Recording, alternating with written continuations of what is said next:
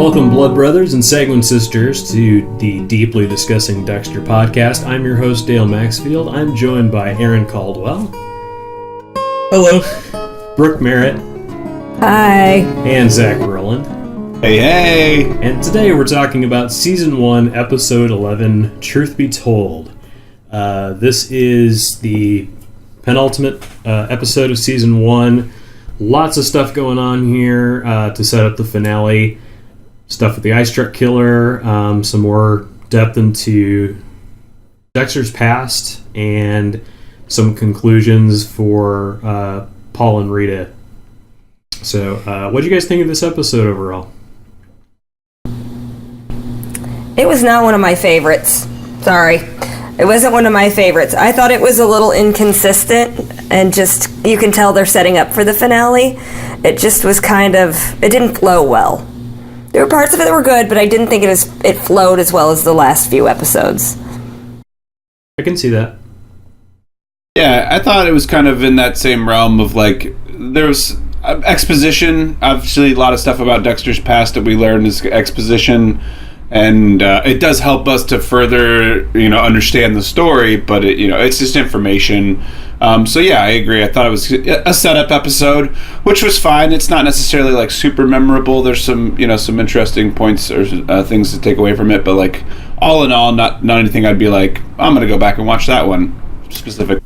So the biggest thing about this episode is that it basically cleans up every loose end that they are not going to get to in the finale, because the finale is pretty much packed with finalizing the ice truck killer story and the Deb, Rudy, Dexter story. The biggest moment of the episode is its cliffhanger, which is Rudy actually capturing Deb and Deb finding out that he is the ice truck killer. So that's kind of the big deal. For me, that's one of the... It's right up there with some of the best moments of the show. And for this season... the episode where, right at the end, the audience learns that Rudy is the ice truck killer. That's an amazing cliffhanger. This episode also has an amazing cliffhanger in leaving us with Deb in serious trouble and finding out that Rudy's not a good man. Yeah, the ending made it worth it. I loved that scene, and I honestly just wanted to keep watching. It was really hard to turn it off and wait. But yeah, I agree. That part was good. The rest was just filler. Yeah. And it's not like... The show's not like 24 where it sets up a cliffhanger and then resolves it 5 minutes into the next episode. When it sets up a cliffhanger, it's a big, big deal. And we've been waiting now since it was the cliffhanger of episode 7 that we learned who Rudy is. And... this is the first character in the show to learn who Rudy is. So, it's a big deal. So, yeah, let's talk Ice Truck Killer. Dexter starts off by saying, "If hell exists, I'm in it." He narrates his vision of the scene in the container. He saw his mother die. Deb breaks Dexter back into reality. They're at Angel's crime scene in the parking garage. The pool of blood where Angel fell almost sends Dexter back into panic. The hooker with the nail polish runs into Rudy. He's drawing the lines on her where the cuts will go, and then he chokes her out and says a fresh body will create a distraction that allows him to escape. He carries her into his walk-in freezer. So this is the first time I think we're seeing him take somebody into the freezer and actually take someone off the street like this. Then Deb leaves Rudy a message. Dexter calls Rita and tells her he's going to stay and watch over Angel. Rita tries to talk to him about how she hasn't told the kids that Paul's back in jail, and then lets him off the hook. LaGuardia shows up at the hospital room or walks out of the hospital room and says Angel successfully made it through surgery. Dexter walks off. Dokes catches up to him and says, "You just found out someone who's supposed to be your friend is going to live. Doesn't that make you feel anything?" And Dexter calmly says, "Take your fucking hand off me." This is the first legitimate confrontation between the two. which is building up towards something. Well, it's the first time we've seen Dokes get physical with Dexter. Yeah, he kind of pushes him up against the wall. It's actually funny when he says, "Take your hand off of me." At that point, Dokes' hand is actually on the wall next to him, so it's kind of awkward. He's in like I think he has like his left hand on Dexter's chest and his right hand on the wall. Okay, if he had his hand on his chest, I didn't notice it because it's focused on his hand on the wall. And he says, "Take your hand off me." I'm like, what is happening? Yeah, I think it's just the angle, because when Dexter says, "Take your hand off me," and it's close up on him, you see his other hand on the wall. Yeah, that's just a camera operator error that they don't understand which hand to focus on. It happens all the time in so many. No, I'm just kidding. I think it's just the reverse to Dexter when they're not showing the full shot of both of them. The reverse to Dexter so they can show him close up when he says, "Take your fucking hand off me." Just doesn't happen to have his have Dokes' hands on him in the scene. I thought this episode started off really strongly with the way the visual was done of it juxtaposing the inside of the shipping container with the lights from the police car on Dexter's face. Mm-hmm. I thought that was a pretty well shot scene. Yeah, and this was Keith Gordon again, which... or not again. This was directed by Keith Gordon, who went on to do 10 total episodes across all 8 seasons. So, he's very capable. I thought this was a well-directed episode anyway. Yeah, the Rudy stuff with the escort with the hand was interesting because of the fact that, like you said, Dale, we're finally seeing it for the first time, his ritual, kind of, in a way. But we're seeing him interact with these women, and he's like super nice to her, I mean, it's not like the other guy who they pinned for the ice truck killer, where we see him with a woman and he's got her chained up and to a bed and he's doing sick things to her or whatever. Like, granted, he's a copycat killer or whatever. He doesn't know if he ever killed a woman, but like, he's a copycat of the ice truck killer. But here we actually see Rudy, like being nice and almost like sort of not sweet, but just like sincere, I guess. I don't know. Nurturing. He plays that really well. I could see why the women felt comfortable being with him until their last moments. He's like a Ted Bundy. Yeah, so I picked up a lot of menace from Rudy in this scene. Like, he was incredibly menacing. And I don't know if it's how he played the scene or the fact that at this point, as the audience, we know he's the ice truck killer. But to me, he was just... everything he did, I was waiting for him to, like, just stab her. But he never does. He's so good at and this is kind of what I was talking about when I was talking about his performance from the last episode, is that he's so good at walking the line between what the audience knows he is and what he's trying to accomplish with the other characters that he's in the scene with. So, the first guy that they picked up, Neil Perry, the guy they picked up for being the ice truck killer before, was a sadist, a misogynist. There's a very sexual aspect to what he was up to.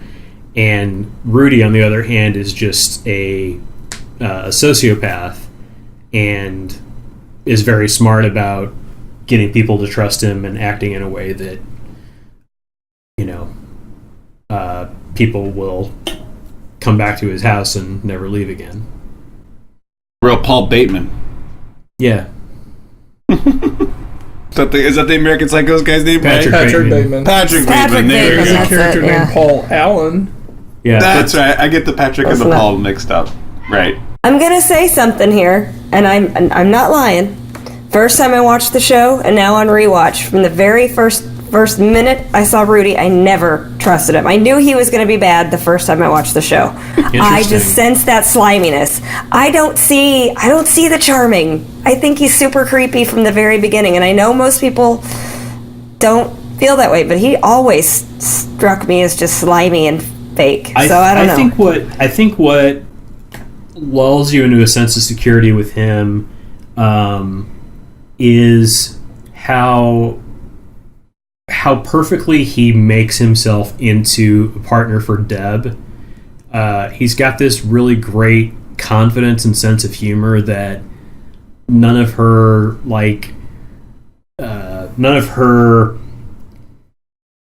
anxiety or fear of being adequate, her adequacy feelings, her self-esteem, all of those things, like nothing can puncture his completely calm and also like deprecating sort of style that he has, and that confidence is very it's very endearing, it's very seductive.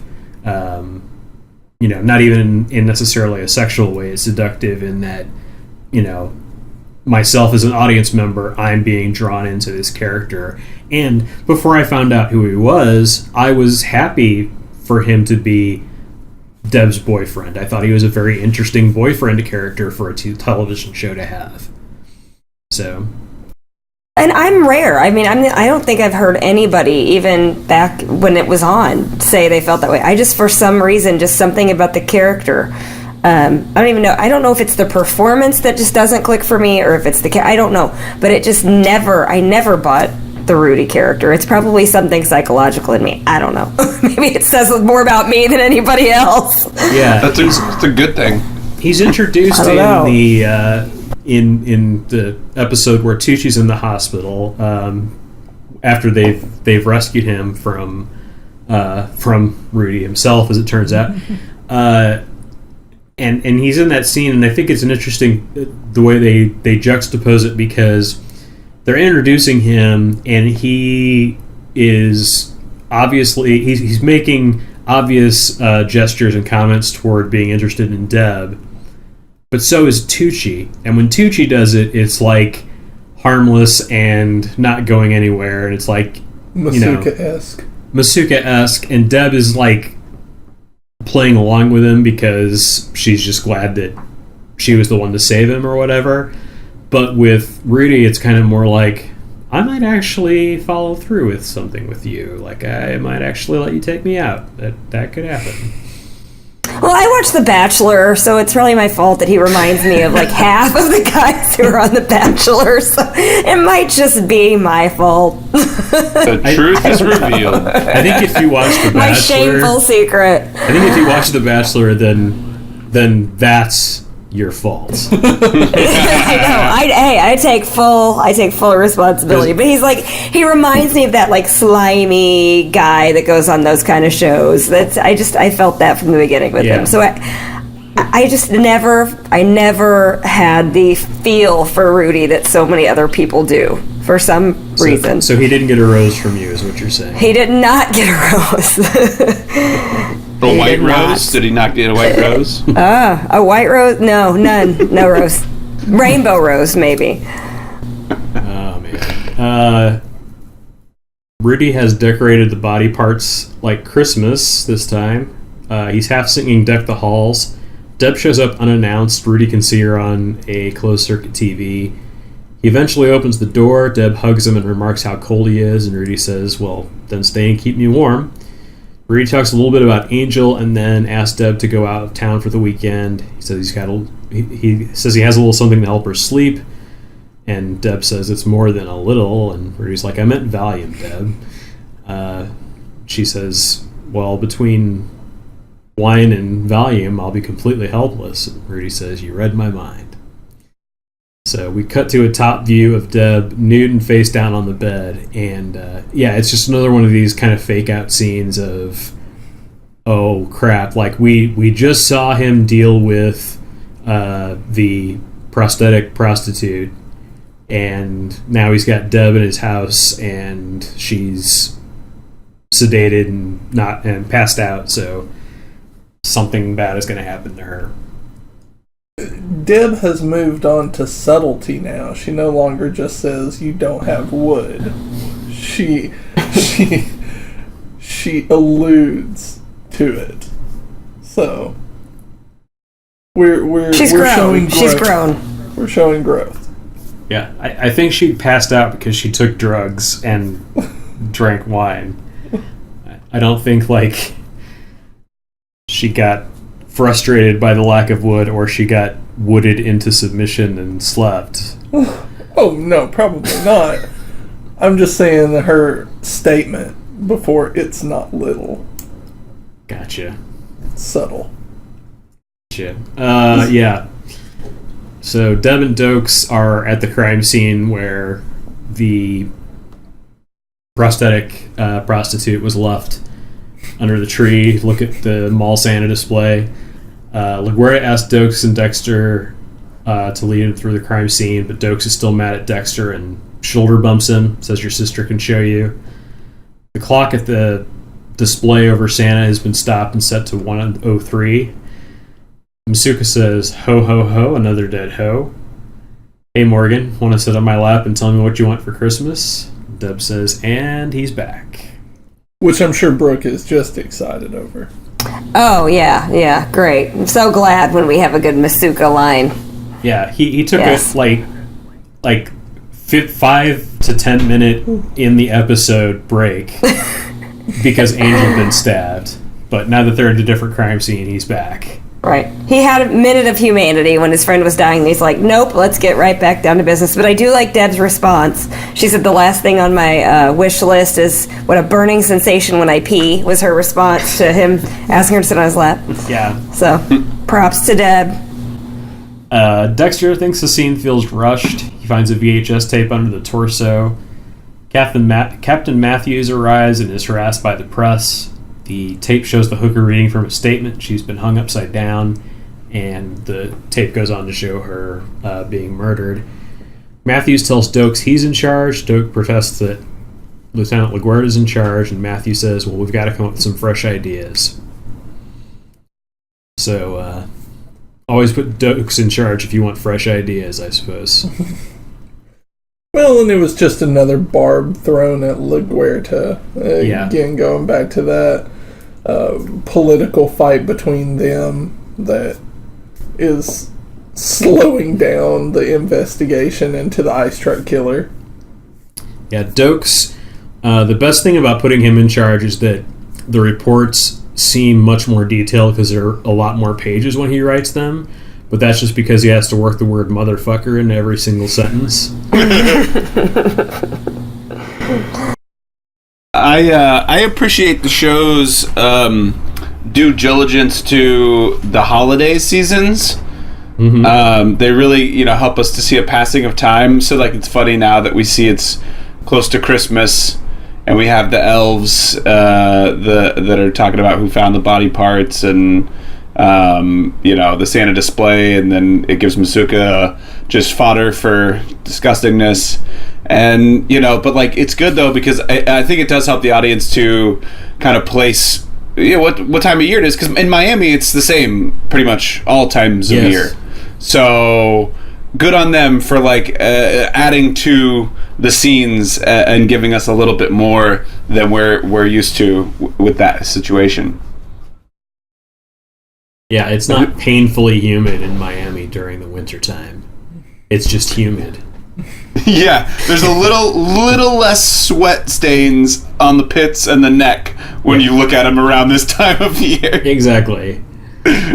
So yeah, Deb takes Dexter to lunch to talk about Rudy. Rudy shows up. Deb has staged this so that Dexter can try to find out what's up with Rudy.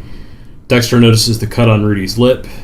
Rudy says he had an accident. Dexter nonchalantly says it looks like it's older than a day. It's already closing up. Dexter says, my sister's afraid there's trouble in paradise. Rudy says, your sister's wrong. Dexter warns Rudy that if he hurts her, Dexter will hurt him. And then we cut to Angel waking up in the hospital. His estranged wife and LaGuerta are there. Angel says to the wife, if I had known this would get you back in the same room with me, I'd have gotten stabbed earlier. Sweet talk right there. I can see why she won't take him back. And then right in a row, he says, "Tell me you got the cocksucker that ruined one of my best shirts." So, I ruined one of my best shirts the other day when I was watching it, and I was so mad. I relate to this. Like, I would be pissed too if they didn't get that cocksucker. You know, I was the cocksucker in my own situation. Caught myself red-handed. Should never wash a fresh pair of red pants with anything that's not red. Yeah, that scene almost ruined one of my nicest televisions. So He's got a good wardrobe. I can't blame him. oh man. LaGuardia tells Angel that his wife was at the hospital first and has been with him the whole time. Dexter finds a drop of blood on Angel's shirt that isn't his. LaGuardia thanks Dexter for all his help. It's mildly flirtatious. Dokes is running the videotape back. There's a shot at the end that shows the room is really big, bigger than a commercial freezer. Debs hunches that the custom freezer is residential because hookers know to avoid industrial areas. She says something along the lines of, hookers know immediately not to go into the let's get murdered area of town. And then Dokes creates a grid and says that they're going to focus on large power draws and try to find the custom freezer. Deb shows Dexter a text from Rudy that says, "Come sail away with me." Dexter says he misspelled come. Deb flip-flops several times on whether she wants Dexter to tell her what's going on, and as Deb continues to spiral into panic, Dexter says he wants to be part of the family. Deb does her scream laugh and starts jumping up and down, which is just awesome. Yeah. I appreciate Rudy's attempt to also speak like a high schooler when he says, "Come sail away with me," with the C-U-M. Like, he's really playing to that high school It's meant dialogue. for Deb. Yeah. Yeah, he ain't that suave. Yeah. He ain't that suave. He doesn't have to be. He just doesn't have Well, to it's be. because Deb. Dexter's quote of he misspelled cum, best line of the whole episode. It's so good because there's no irony in that. He's just deadpanning it. It's so good. Matthews manages to get out of being in trouble. Dokes warns LaGuardia that Matthews will be gunning for her now. Angel's in trouble with his wife for getting contraband food into the hospital. He says he wants to go home with her, and she says that they were miserable for years. She'll always be there for Angel, but their marriage is over. I want to interject on that. If he got stabbed, he's not in the hospital with a heart attack. If she doesn't think he deserves a couple of burgers, does he really want to stay with her at this point anyway? Yes, because he's Angel. Yeah, and he's really sad. And on top That's of pretty that, controlling. I mean, he got stabbed. Let the dude have an extra burger. This scene was a wonderful little Easter egg for nerds, because where he gets the burgers from is the Double Meat Palace from Buffy the Vampire Slayer, which the writer of this episode was a writer on Buffy. So I actually caught that. Oh, I thought it was a Big Kahuna burger.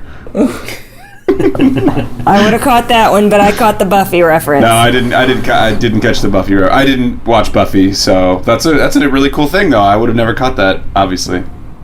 And there's Very a whole clever. show about Angel, but not that like And he's also a sad angel. he is. There's a lot of brooding. Yeah, and then he turns to bones. one. Can't be with Buffy because she's on the other set. And then Matthews walks into LaGuardia's office. He says the mistakes made thus far are based on a flawed command structure, so he's replacing her with a Haitian American. LaGuardia is furious. Dexter goes to Angel's bedside to see if he has wounds on the back of his head that corresponds to the blood. He finds teeth marks. Angel says, well, at least I gave him a fat lip. And Dexter is stunned and asks Angel if he knows Rudy. Angel met him. Dexter internal says, well, he has my attention now. He finds out that Deb is going to be stuck at Miami Metro all night and goes to check on Rudy. Rudy calls and talks Deb into meeting him on his rented yacht for dinner.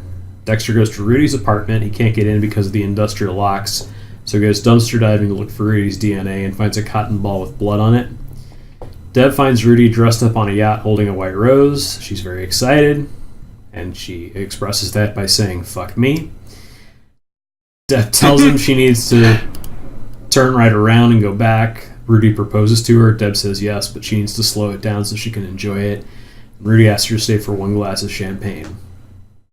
Dexter gets the blood of the DNA tech. He calls Deb to see and says it's important that they talk later. Deb ignored the call. Rudy says, "Good, I want you all to myself." Rudy doesn't drink his champagne. He puts something in his mouth and kisses her. Deb says it tastes like menthol, which is not all that sexy. She sees the lozenge wrapper on the table and freezes. She's figured it out. Rudy says that's one clue the ice truck killer left. Deb says, "How do you know that?" Rudy says, "I don't often make mistakes, but when I do, they haunt me." He asks her how she couldn't tell he was the one that she was hunting. He starts to choke her out. Masuka tries to explain the autopsy results that indicate the hooker was an amputee. He gets through to Dexter. Masuka says, "Booyah." Dexter goes back to the DNA tech and confirms it was a match for Rudy. He tells dispatch to raise her on the radio, but they said that she's out of range, and the last shot is of Rudy looking at Deb's phone and seeing the calls from Dexter, and he throws the phone overboard. Which is just rude.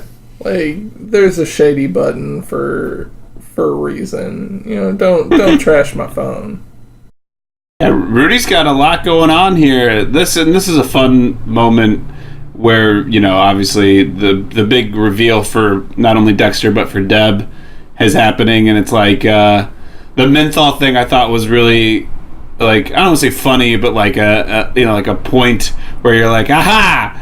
Put that menthol thing in his mouth, and it's like that's one of those moments, those connectors that you're like, nice, good on them for really, you know, sailing it. They're sailing away, selling it. They're just sailing it. They just keep right on sailing it. I don't understand why. I don't understand how Deb made the jump when she saw the lozenge wrapper to, oh my god, I'm clearly in the room with the ice truck killer, because they can't be the only person that uses lozenges. They just can't. But See, it didn't seem to me like it gelled for her right off the bat. I think it just made her uncomfortable is how I read it. My reading was like, she was like, ugh, that just freaks me out. And then a couple seconds later, as he starts talking, she kind of clicked. That's what I felt like. Yeah, I think it's at least suspicion, but there is a complete shift in her body language when she sees that. She's just kind of like frozen, like, wait a minute. Yeah. But that scene was so well done. I mean, that was such a good scene. It was just so intense and heartbreaking and just perfectly executed. It's great. And it's a great cliffhanger. Yeah. The resolution of the cliffhanger, I also think, is really great. There's another really great Rudy and Deb exchange that happens in the next episode. But I love this cliffhanger.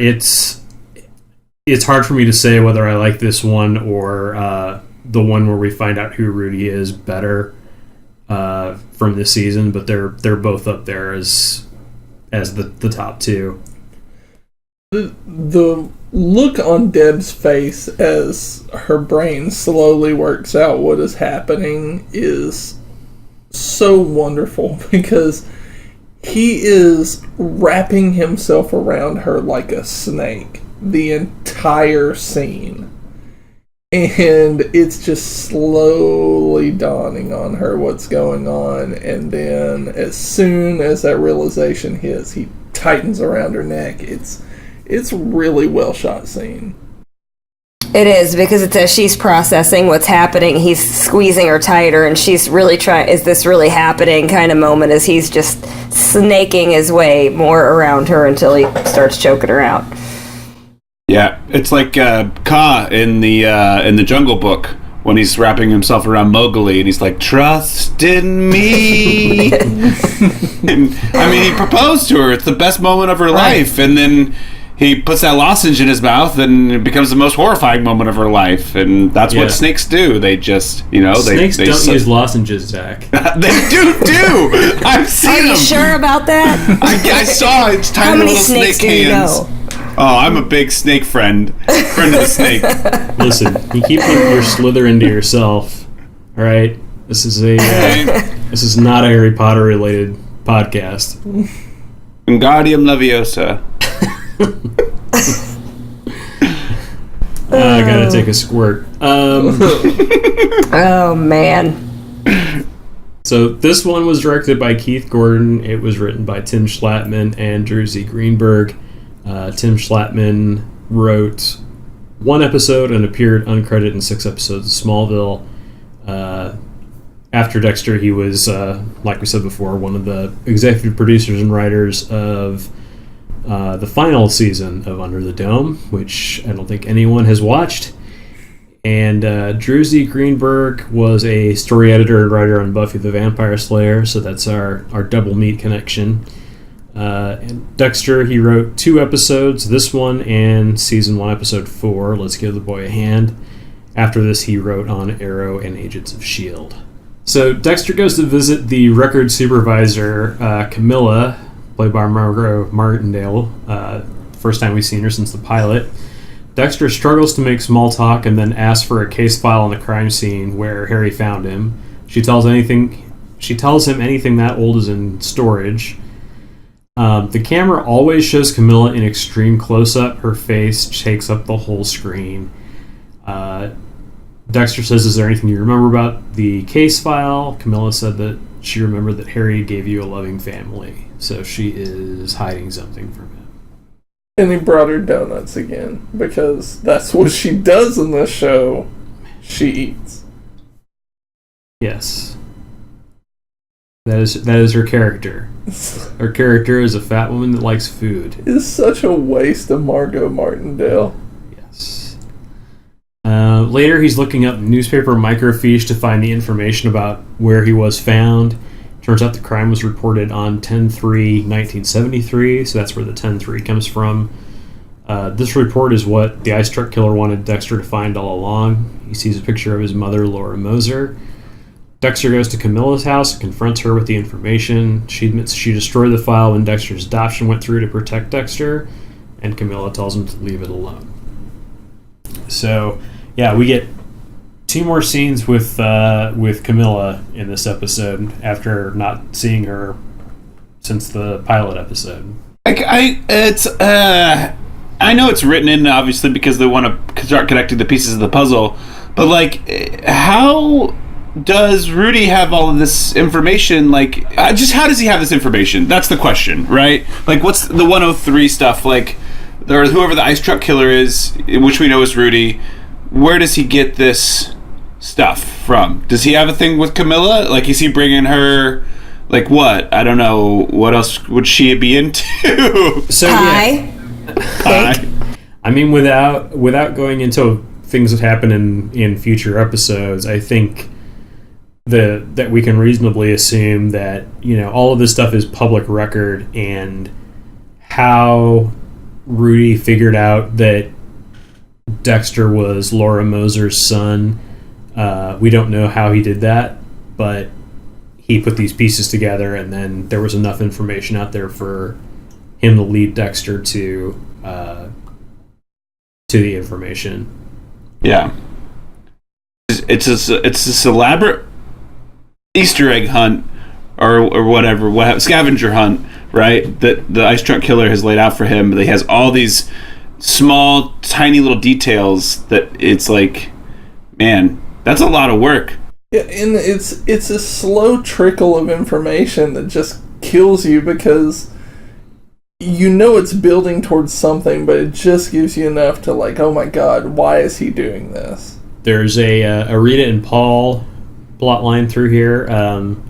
Rita's getting the kids ready for school. They ask if Paul's coming home for Christmas. Astor guesses that Paul is back in jail, and Rita tells Cody if he wants he can write Paul a letter. Cody makes a terrible bad child actor delivery, saying, "It's all your fault." Yeah, he sounds like one of the oh man, what are those kids that do the thing with the? God, this is stupid. I don't know. The Little Rascals? Yes, the Little Rascals. That's the one. I don't know how I inferred that from what you were saying. Yeah, you nailed it. Yeah, right. I have no idea how. The Little Rascals line. Boom. Perfect. Well, and Cody gets replaced because he doesn't know how to act. So Cody gets replaced both as an actor and a character in the show. Yes. It's like, no, we're done with this kid. Yes, no photo on IMDb. I think Daniel Goldman's time was up after this. Well, and he goes missing, and I'm sorry if I'm jumping ahead on something, but he goes missing, and Rita seems really, really calm while he's missing. So, and who can blame her? Because, he's obnoxious and he's a terrible actor. They should have just waited until the next season, just have Cody come back home as a different kid. Done. Actor switch explained. You don't have to even do any legwork. Yeah, just Cody never comes home. He never comes home. And then, boop, there he is, new It should Cody. be like every season, there's a different one. But that it's like completely obvious. Like one season he's just black for no reason. Go full Becky from Roseanne or full the mom from the Fresh Prince of Bel-Air. Well, there's a TV show on Comedy Central called Another Period, and there's a character in there named Hortense. She's the ugly sister. Every season she's played by a different actress. It's so good, and they're not anywhere close to each other. So one season she's this really big girl, the next one she's really skinny, and it's great. Yeah. Brilliant. So Rita does call Dexter to tell her that Cody's run away. Dexter figures out where Cody is at the playground, where they would spend their Thursdays with Paul. Dexter tells Rita that she should tell them how bad Paul is, that she's protecting them. Rita's not happy with that, and she takes the kid home. And then Rita goes to visit Paul in jail. She tells him that the kids are in the other room. She gives Paul an ultimatum, explain to them why he's in jail or lose them forever. And Paul relents, and the kids come in and hug him. I thought that was a good moment. Actually, this was probably my one time that I thought Paul, as a character of Paul, did the right thing. And had emotion and was like really showing that he cared for his children, and this is the thing that they need to see or hear or whatever it was. And so, like, for me, it was a pretty endearing moment, even though it's kind of messed up how it all happens. But I was like, good for you, buddy. Yeah, he's sympathetic at the end here, and he is still sort of fighting with Rita, but her ultimatum works on him, and he's he actually does care about his kids. He's not just trying to mess Rita up or just do it for the sake of being a jerk. So his character, I think, is well defined as drinking makes him abusive, but even when he's sober, he's still just kind of a dick. But this is the first time we're, I think we kind of enjoyed him getting his comeuppance by being sent back to jail by Dexter, but here it's more of an actual moment of sympathy where, this is the only way he gets to see his kids, and he has to tell them the truth about himself now, which is not going to be an easy conversation. Well, and if it wasn't for the bad child acting, the episode kind of drives home that Dexter kind of did a good thing, but now all of this is coming back to hurt the kids, and it just kind of like, wow, this sucks. Yeah. Well, and it's Dexter that plants the seed of you have to tell the kids what Paul's really like with Rita, and she decides to make that Paul's job instead of hers. So. Well, yeah, because if she does it, then you're just trashing my dad. Well, then he just says the line again. Yeah. Your fault. This is all your fault. This is all your fault. Yeah, you have to say it with like all the wrong inflections and like someone just off camera just said it to you. Say, this is all your fault. This is all your fault. So Poor kid. Poor kid. best line of the episode. I think we said one earlier, right? Wasn't it You the misspelled cum? cum. Yeah, you misspelled cum. cum. That's just Yeah. the top.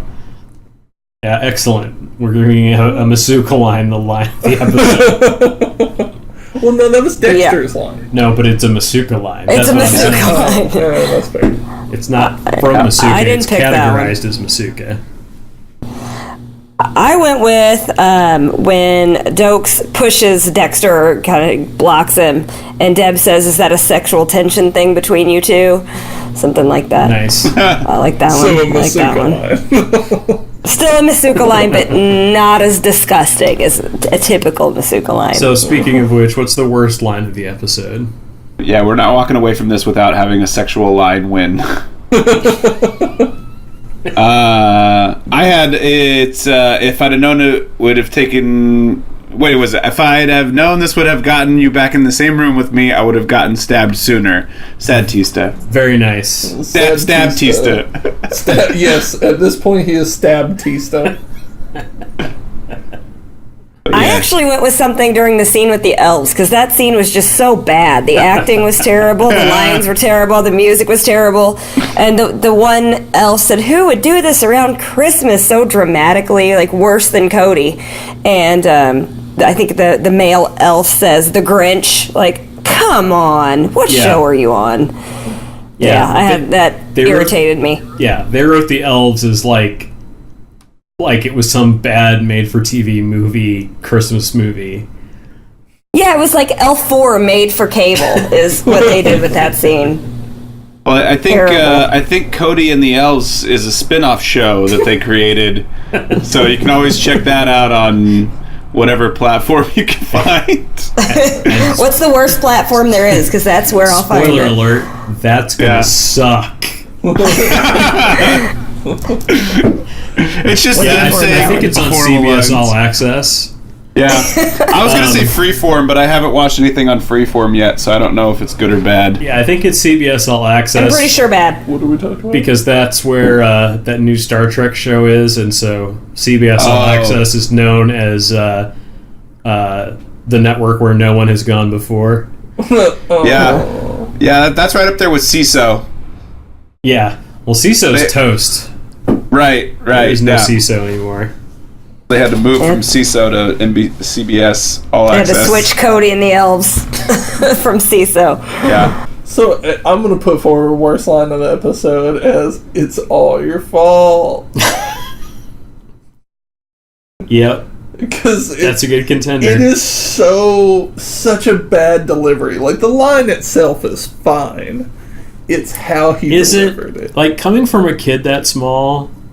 Like, I don't know, man. Like, my kids have never said this is all your fault to me. You've also never been like, you and Hannah have never been in this situation. Yeah, you might not know that. It could have been a all your fault moment for Dale. I do think that is said by a child in every production that has a child in it. Yeah, This is all your fault. yeah. It's a. With varying degrees of inflection, yeah. Well, I think, and it's used as a crutch because they can't convey that through acting, so they have to say what they're thinking.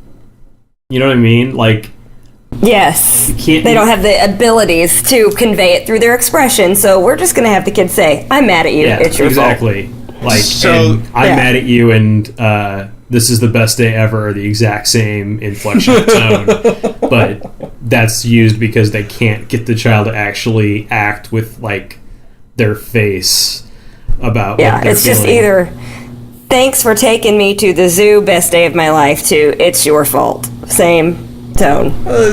One of my buddies, he'll get like really angry at something, it'll get really calm for a second and just like, I am fucking furious.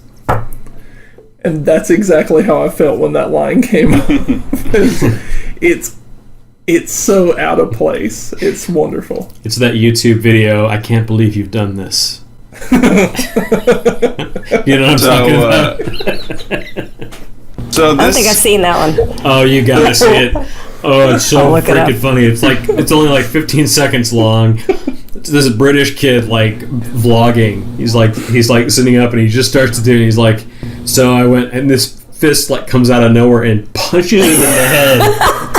And the camera, I see it and it's funny. The camera kind of tilts toward him and he's just like, I can't believe you've done this. Oh yeah, I'm gonna watch that over and over when we're done. I did not hit her. Oh man, that's awesome. So this line that Cody says, for me, this is the moment when the show goes bad. This is when He never recovers. Downhill from here. He ruined it. He ruined the whole show, and I'm sad, and I'm upset, and I'm happy, and I'm confused, and I'm rainbow-colored flowers. I don't know what I am right now. Well, just keep this line reading in mind next season when we have a different actor in, because that's why. New Cody can't salvage it for Zach. This It's is why we ruined. need a new Cody. It's over with. They still don't give new Cody a lot to do. The kids are kind of more decoration than anything on this show most of the time. So, performance of the episode, not going to Daniel Goldman. It's got to go to Rudy. Has to. Like, it's such a good performance. You're the worst, bro. Not the first time I've heard that. No, I went with Jennifer Carpenter. Yeah. You have to go with Jennifer Carpenter on that. Look at all the levels she feels just even that last 5 minutes. You see her just best day of her life immediately to getting murdered, just about. You can't beat those levels. Yeah, I was gonna say Rudy, but I think I might be swayed. I think I might be swayed to the Jennifer Carpenter side. I think you make a good point, Brooke. She did have pretty good emotional levels and a lot more to do in this than she normally does, which is good for her.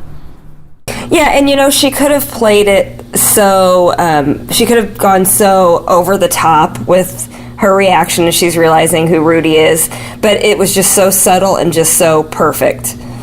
Yeah, she's more over the top when she's excited in this episode. She's over the top when Dexter basically tells her that Rudy's going to propose. She's more over top when she shows up at the yacht and says "fuck me" when she sees Rudy and all the stuff lit up. So like watching that level of excitement drain out and turn into the terror of finding the ice truck killer's your boyfriend. Yeah, I'm not saying best line for the episode, but best line in response to the question, will you marry me, fuck me, is the best. That was just when she saw the boat. He hadn't even popped the question at that point. Like, he didn't even have to pull out the ring. She was just ready to go. That's because she didn't get any in the last episode. That's fair. That's what I was going to say. She's like, do you have wood this time? It's a nice boat, but let's get the important things out first, okay? Yeah. I'm surprised her acceptance of the proposal wasn't contingent on the level of wood. Yeah, I'm also... His message, his text message earlier would have been so much different had, like, emojis existed. It would have been like an eggplant and explosion. Yeah, I'm surprised it didn't say, come to the hot dog stand. She is a hot dog stand. Come in the hot dog stand. There you go. All right. Everything's ruined. We are all in one way or another headed to the hot dog stand. That's great.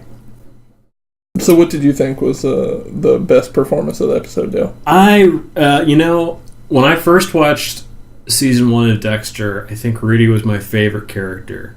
I loved how it shifted from he's just Deb's boyfriend that they've written fairly interestingly into he's the ice truck killer, and then this episode is when Deb finds that out. I always really appreciated his performance when I first watched the show, and I have to say I'm not as enamored with him as I was before. I still really enjoy the performance. I think he does a really good job, but I thought that he was like doing a Michael C. Hall level job on the show the first time that I watched it, and now it's more like, no, he's good for what he's doing, and it makes sense and all of that. But yeah, I would go with Jennifer Carpenter on this. I would go with Rudy on this as well. I'm kind of on the fence about it, but I think it's one of her strongest episodes this season for sure, just for the range of emotions that she gets to deal with. Yeah. She takes it. Finally, she gets one. Yeah. Hasn't she? We haven't given her one yet, right? I don't think so. I'm not sure. I can't remember now. I mean, everybody else has given it to her, but none of us. I felt like we were leading up to that joke, but the time for it passed, and then Zach just found it again anyway. I knew it was coming. It was just kind of waiting for it. Brooke knew it was coming, and with that, And She misspelled it, by the way. thank you all There it is, yes. thank you all for coming, and thank you all for listening at home. This is the Deeply Discussing Dexter podcast. Thanks for listening. We'll see you in the next episode.